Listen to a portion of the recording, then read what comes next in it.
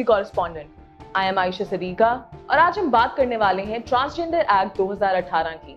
ये वो एक्ट है जो 2018 में सेनेट ने पास किया, जिसके अंदर ट्रांसजेंडर्स को ना सिर्फ उनके लीगल राइट्स दिए गए बल्कि उनको नादरा में यानी as a citizen of Pakistan उनको रिकग्निशन भी दी गई।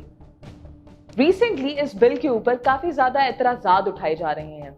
ऑपोजिशन का या जो इस तरह की पार्टीज हैं उनका एतराज इस बिल के ऊपर ये है कि ये एक्ट ना सिर्फ ख्वाजा सरा को बल्कि ऐसे अफराद को जो कि पैदा हुए हैं मर्द और औरत, वो अपना जेंडर अपनी मर्जी के हिसाब से चेंज कर सकते हैं। यानी उनका कहना है कि यहाँ पाकिस्तान में LGBT के राइट्स के बारे में बात की जा रही है इस बिल के अंदर। उनका कहना है कि इस बिल के मुताबिक अगर ये बिल ज्यादा देर पाकिस्तान के अंदर रहा तो होमोसेक्सुअलिटी इससे फैलेगी। इसके अंदर काफी ज्यादा एतराजात उठाए गए और कहा गया कि अब इस बिल को चेंज करने का वक्त आ गया है। काफी ज्यादा सेनेटर्स का बल्कि ये भी कहना था कि ये बिल जो है वो अन इस्लामिक है, यानी इस्लाम की रूह से इसको कभी पास ही नहीं होना चाहिए था और एक इस्लामी जमहूरियत पाकिस्तान के अंदर इस तरह के बिल का मौजूद होना ही गैर आईनी है।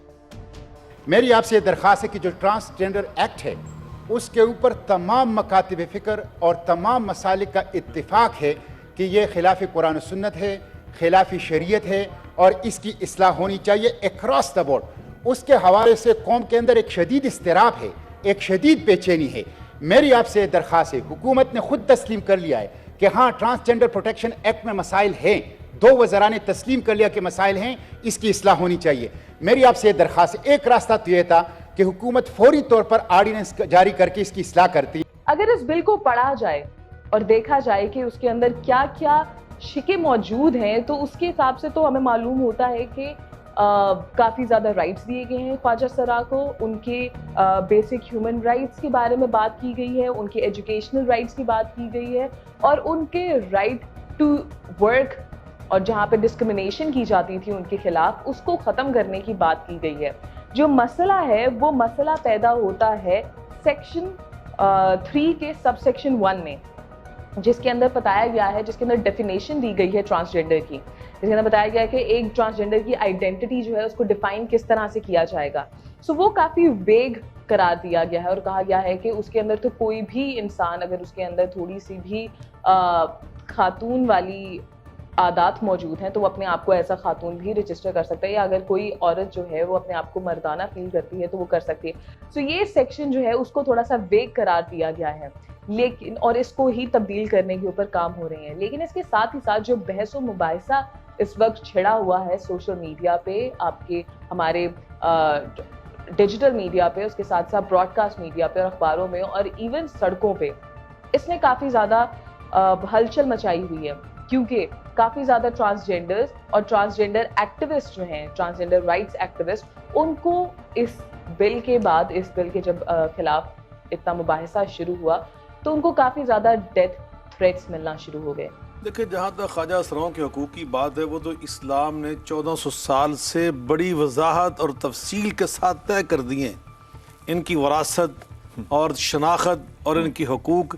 मैं समझता हूँ दुनिया में कोई ऐसा निज़ाम ज़िंदगी नहीं इस्लाम के सिवा कि जिसने इतनी तफसीलात के साथ और जुज़ियात तक इनके हकूक़ को तय कर दिया। बिदरसरी माशरा है ये, किसी भी सोसाइटी के अंदर और पर्टिकुलरली हमारी सोसाइटी के अंदर एक मर्द औरत या किसी भी फ़र्द की वर्थ्स को, उसकी औकात को सिर्फ और सिर्फ उनकी तौलीदी ताकत की बुनियाद पे परखता है। ट्रांसजेंडर्स के राइट्स के लिए बिल तो पास कर दिया गया, लेकिन अभी भी काफ़ी ज़्यादा कन्फ्यूजन मौजूद है। इस बिल के ऊपर ही लोग समझने को ही राजी नहीं है कि क्या ये हकूक ट्रांसजेंडर्स को देने चाहिए भी हैं या नहीं। काफ़ी ज़्यादा राइट्स एक्टिविस्ट का ये कहना था कि जो इस तरह की मजहबी पार्टीज़ हैं जो कि इस बिल के खिलाफ है, वो हमेशा से ही हर ह्यूमन राइट्स के खिलाफ रही हैं। जब ख़वातीन के भी हकूक़ के बारे में बात की जाती है तो यही जमातें जो हैं वो सामने आती हैं और उनको गैर इस्लामी या गैर आइनी करार देती हैं। तो ये कन्फ्यूजन ख़त्म तो होनी चाहिए, कन्फ्यूजन ऑब्वियसली ख़त्म होनी चाहिए, लेकिन ये कन्फ्यूजन क्यों पैदा हुई है? क्या ट्रांसजेंडर्स का हक नहीं बनता कि वो अपने पाकिस्तान में, अपने मुल्क के अंदर एक बराबर के शहरी की जैसी ज़िंदगी गुजार सकें? पहली बात यह है कि क्या किसी को ये हक हासिल नहीं है कि वो तयन करे? میں کیا ہوں, میں اپنا تعین میں کروں گا یا کوئی اور کرے گا, یہ میری ذاتی رائے ہے. بہرحال چونکہ ایک اعتراض اٹھایا گیا ہے تو اس کا حل یہی ہے کہ میڈیکل بورڈ نوٹیفائی ہوں اور وہاں جا کے وہ جو خواجہ سرا ہیں وہ اپنی تعین کروا سکیں, اپنی جو بھی ان کا بارے میں لکھا جائے گا, لیکن شناختی کارڈ تو بننا چاہیے نا. Obviously پاکستان جیسے معاشرے کے اندر ہوموسیکشوالٹی یا LGBT کا ہونا تصور بھی نہیں کیا جا سکتا ہے, لیکن کیا یہ ایکٹ واقعی اس کے بارے میں ہے؟ کیا اسلام جو ہے وہ ٹرانسجینڈر کے رائٹس کے بارے میں کیا کہتا ہے؟ دل ہے نا, یہ ہم اس کے تابع نہیں ہیں, ہم اللہ اور اللہ کے رسول کی تعلیمات کے تابع ہیں, اور یہ بالکل فطرت کے خلاف چیزیں ہیں نا. اور اسے دیکھیے نظام زندگی کس طرح برباد ہوتا ہے. بحیثیت ایک مرد اور عورت اللہ نے ہمیں جو وراثت کے حقوق دیے ہیں, پھر نسب کے معاملات ہیں. اسی بحث و مباحثہ کے دوران کافی زیادہ سائیکیٹرسٹ بھی سامنے آئے ہیں اور انہوں نے بھی اپنا پرسپیکٹیو دیا ہے, لیکن کیا یہ پرسپیکٹیو ان بائس ہے یا اس کے اندر اپنے پرسنل بائسز بھی موجود ہیں؟ میں بنیادی طور پر اس ہوموسیکسول ٹرینڈ کو ایک ڈیفارمیٹی کہتا ہوں. ایک شخص جو کہ اپنی فزیکل پراپرٹیز کے اندر بالکل اور ہے, لیکن اس کے اندر ایک ڈیفارمیٹی آ گئی ہے, ایک رجحان آ گیا ہے کہ میں عورت ہونا چاہیے مجھے.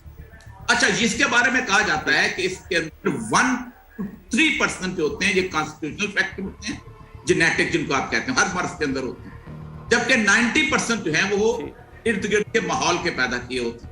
لڑکوں نے چھیڑا, فلاں نے کیا, خود اس کا ٹرینڈ ایسا ہو گیا, 4-5 عورتوں کے ساتھ رہنا شروع کر دیا, پروٹیکشن کی صورتحال کے اندر سائیکالوجی یہ کہتے ہیں. اب آپ مجھے یہ بتائیے, اس کو ڈیویشن کہتے ہیں, آج تک ڈیویشن کہتے ہیں کہ ڈیویشن. ایک آدمی جو ہے اس کے دماغ میں یہ خناس آ جاتا ہے کہ میں ایک میسوکسٹ ہوں, مجھے اپنی آنکھیں نکال دینی چاہیے کیونکہ آنکھیں غلط لگی ہوئی ہیں, میسوکسٹ سائیکالوجسٹ کے اندر موجود ہیں.